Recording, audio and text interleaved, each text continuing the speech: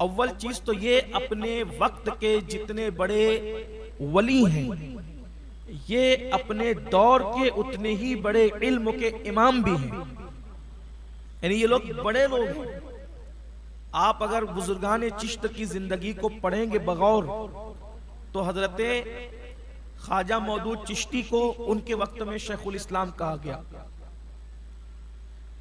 हजरते ख्वाजा उस्मानी हरवनी को उनके दौर में शेखुल इस्लाम कहा गया, सरकारे गरीब नवाज को उनके दौर में उनके इल्म की बुनियाद पर शेखुल इस्लाम कहा गया, ख्वाजा कुतुबुद्दीन बख्तियार काकी को उनके दौर में उनके इल्म की बुनियाद पर शेखुल इस्लाम कहा गया।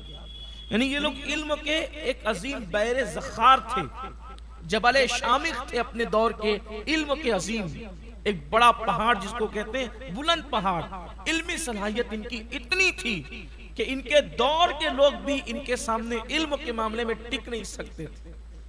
विलायत भी थी, तसर्रुफ भी था, कश्फ भी था, करामतें भी थी और इल्म भी था। बल्कि मैं जब तरतीब बार गुफ्तगू करना चाहता था, लेकिन इल्म की बात आई है तो अर्ज करूं कि सरकार ख्वाजा उस्मानी हरवनी को इतना इल्म था कि एक मसले में कुछ अहले जाहिर ने बादशाह वक्त के कान भर दिए। सिमा के मसले में हमारे मुर्शिद सैयदी ख्वाजा सरकार अमीर अब्दुल वाहिद बिलगिरामी रहमतुल्लाह अलैह इसको अपनी किताब सबे सनाबिर शरीफ में लिखते हैं, जहां से मैं आपके सामने पेश कर रहा हूं। बुजुर्गान चिश्त अहले बैश्त का मशरब है सिमा। सिमा के मसले में बादशाह के लोगों ने कान भर दिए। बादशाह ने हज़रत ख्वाजा उस्मानी हरवनी से कहा कि आप सिमा नहीं सुनेंगे और कव्वालों को फांसी दे दी जाएगी। ख्वाजा उस्मानी हरवनी रदी अल्लाह तबारक व तआला से जब ये बात कही गई तो आपने फरमाई वो तो हमारा मशरब है, हम उसे छोड़ नहीं सकते, हमारे अकाबिरीन उस पर अमल करते हैं, वो नहीं तर्क कर सकते। ये मीर अब्दुल वाहिद बिलगिरामी रहमतुल्लाह अलैह उस किताब में लिख रहे हैं जिस किताब की बुनियाद पर इमाम अहले सुन्नत ने हज़रत मीर अब्दुल वाहिद के इस किताब के बारे में लिखा कि किताब बारगाह रिसालत में मकबूल है और इसी किताब की बुनियाद पर आपको उनकी सदी का मुजद्दिद कहा गया। अहले सुन्नत के नजदीक बड़ी मुस्तनद तरीन किताब। इससे मैं ख्वाजा उस्मानी हरवनी रदी अल्लाह तआला का तसर्रुफ, कश्फ और उनका इल्म आपके सामने रखना चाहता हूँ।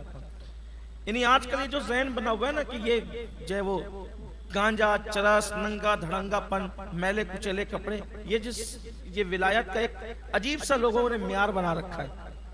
लेकिन जो जिन्हें हम औलिया कहते हैं, हमारे अकाबिरीन ने औलिया माना है, उनका म्यार क्या है? तसर्रुफ के साथ, कश्फ के साथ, इल्म जाहिर में वो कितनी बुलंदी पर फाइज थे। अतः ख्वाजा उस्मानी हरवनी को कहा गया तो आपने कहा कि हम इससे जो है वो दस्तबरदार नहीं हो सकते। तो कहा ठीक है फिर के अहले इल्म की महफिल सजेगी, उलमा आएंगे, आपको उनके साथ मुनाजरा करना होगा। हज़रत ख्वाजा उस्मानी हरवनी रदी अल्लाह ताला ने जो वो मुनाजरे के लिए हाँ कर लिया, इस्तिखारा फरमाया, हाँ कर लिया। लेकिन जब बादशाह के दरबार में पहुंचे तो आपके पास इल्म के साथ तसर्रुफ और कश्फ भी था, रूहानियत भी थी। जैसे उन पर नजर डाली, उन्हें हुरूफ तहज्जी तक याद न रहे, अलीफ बा ता सा तक वो भूल गए जो मुनाजरा करने आए थे, कुछ याद न रहा। और ख्वाजा उस्मानी हरवनी ने ऐसे ऐसे दलाइल पेश फरमाए उस उन्वान पर कि बाद में उन लोगों ने आपके कदम पकड़ करके अर्ज किया कि जो आपका मशरब वही हमारा मशरब, जो आपका मौकिफ वही हमारा मौकिफ। और उसके बाद फिर ख्वाजा उस्मानी हरवनी रदी अल्लाह ताला अन्हु ने उन पर जब शफकत की निगाह डाली तो फिर उनका जो है वो सल्ब किया हुआ इल्म आपने वापस फरमा दिया। और वापस फरमाने के बाद फिर हर एक पर तवज्जो फरमाई और सब के सब वो जो मुनाजरे के लिए आए थे, चूंकि अब वो तायब हो चुके थे, वो कायल और मायल हो चुके थे, आपने सब के सब को इल्म जाहिर के उस माहौल से निकालकर विलायत की मंजिल अता फरमाई। सरकार ख्वाजा उस्मानी हरवनी की ये शान, ये मकाम है आपका। मैंने इसको बहुत इख्तिसार के साथ अर्ज किया, आप इसको तफसील के साथ देखना चाहते हैं सबे सनाबिल शरीफ की तरफ आप रुख करें। अतः ख्वाजा उस्मानी हरवनी रदी अल्लाह ताला मुरीद हैं हजरत ख्वाजा शरीफ जंदनी रदी अल्लाह तबारक व ताला, और बहुक्म इलाही, अल्लाह तबारक व ताला के हुक्मों से और उनके दिल पर जो इल्हाम किया गया, हजरत ख्वाजा उस्मान हरवनी को शेख शरीफ रदी अल्लाह तबारक व ताला ने खिलाफत और इजाजत से नवाजा और आपको 4 तर की टोपी पहनाई। सिलसिले के अंदर टोपी की भी हमारे यहाँ अहमियत है। अहले जाहिर इसका मजाक उड़ाते हैं कि ये ऐसी टोपी और वैसी टोपी, लेकिन हमारे यहाँ जो वो यक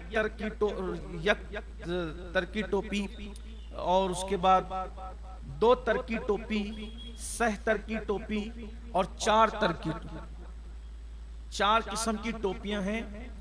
और इसको भी हमारे मुर्शिद मीर अब्दुल वाहिद बिलगिरामी रहमतुल्लाह अलैह अपनी किताब में लिखते हैं कि दरअसल ये यक तर की, 2 तर की, सह तर की और 4 तर की ये टोपियां, 4 टोपियां बहुक्म इलाही हजरत जिब्रील अलैहिस्सलाम अल्लाह के रसूल अलैहिस्सलाम की बारगाह में लाए और अर्ज किया कि या रसूल अल्लाह, इन टोपियों को आप अपने सर पे रखें और फिर इन टोपियों में आप जिसको देना चाहें ये टोपी उसको बतौर तबर्रुक या बतौर जब वो तोहफा या हकदार को उसके हक के मुताबिक अता फरमाए। हुजूर अकरम सल्लल्लाहु अलैहि वसल्लम ने वो 4 टोपियों को यके बाद दीगर ज़ेब सर फरमाया और उसके बाद जो यक तर की टोपी थी वो सैयदना अबू बकर सिद्दीक रदी अल्लाह ताला अन्हु के हिस्से में आई।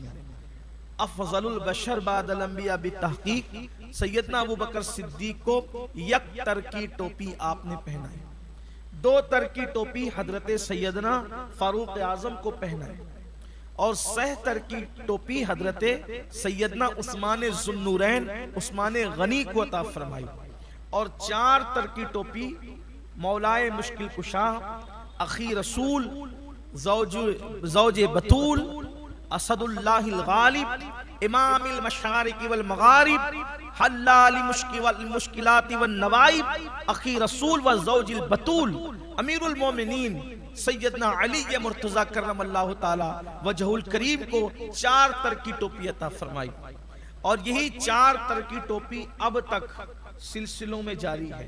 ये 4 तर की टोपी क्या है? यानी 4 चीजों को तर्क करना। लोग इसको तुर्की कहते हैं, ये तुर्की नहीं है बल्कि ये तर्की है। तर्क करना, छोड़ देना, 4 चीजों को छोड़ना। 4 चीजें क्या छोड़नी है? यानी ये सिलसिले में फरमाते नंबर 1 जो पहली चीज छोड़ना है वो दुनिया है। इसका मतलब सिलसिले की टोपियां पहन के फुदकने की जरूरत नहीं है। इसका कोई मकसद है, टोपियों का कोई मकसद है। सिलसिले की टोपियों का मकसद ग्रुप बंदी नहीं है। सिलसिले की टोपियों का मकसद जो है वो एक दूसरे का मजाक और तमस्कुर नहीं है। इसके पीछे कोई राज है। जो 4 तरह की टोपी है, नंबर 1 तर्क दुनिया। हम लोग टोपी पहन के भी तर्क दुनिया नहीं बल्कि घर के दुनिया है। इसीलिए टोपी पहनकर जो मिलना चाहिए वो नहीं मिल रहा है। घर के दुनिया डूबे हुए दुनिया के अंदर लालच है, मक्र है, फरेब है, झूठ है, चुगलियां हैं, हसद है, कीना है, सिर्फ दुनिया के हुसूल के लिए। और 4 तरक्की में पहली चीज है तर्क दुनिया। दुनिया छोड़ दो। दुनिया छोड़ने का यह मतलब नहीं कि गारों में जाके बैठ जाओ। दुनिया छोड़ने का यह मतलब नहीं जंगलों में बैठ जाओ। दुनिया छोड़ना इसको नहीं कहते। मतलब रहो मोहल्लों में, रहो लोगों के दरमियान, रहो बस्तियों में, लेकिन दिल याद इलाही से वाबस्ता। लोगों के दरमियान रहकर भी, यानी यूं कह लें कि जलवतों में भी खलवतों की रानाइयां हो। जलवत कहते लोगों के साथ रहने को और खलवत कहते अकेले रहने को। जंगल में बैठना कमाल नहीं है, लोगों के दरमियान रहकर यार से दिल लगाकर रहना ये कमाल। तर्क दुनिया। और नंबर 2 हो सकता है शायद अहले जाहिर को ये हजम ना हो। 4 तरकी में दूसरा तर्क है तर्क आखिरत। दुनिया भी छोड़ दो, आखिरत भी। अभी आप जो शेर सुन रहे थे, अशार सुन रहे थे, अपने वक्त के एक अजीम आलिम भी थे, एक अजीम सूफी भी थे, इसलिए जो है वो अशार आप सुन रहे थे। वहां तर्क दुनिया के साथ तर्क आखिरत की बात भी हो रही। तर्क दुनिया तो ये हो रहे थे कि बुल हवा सुन, सी मुजर की बंदगी अच्छी नहीं, उनके दर की भीख अच्छी, सरवरी अच्छी नहीं।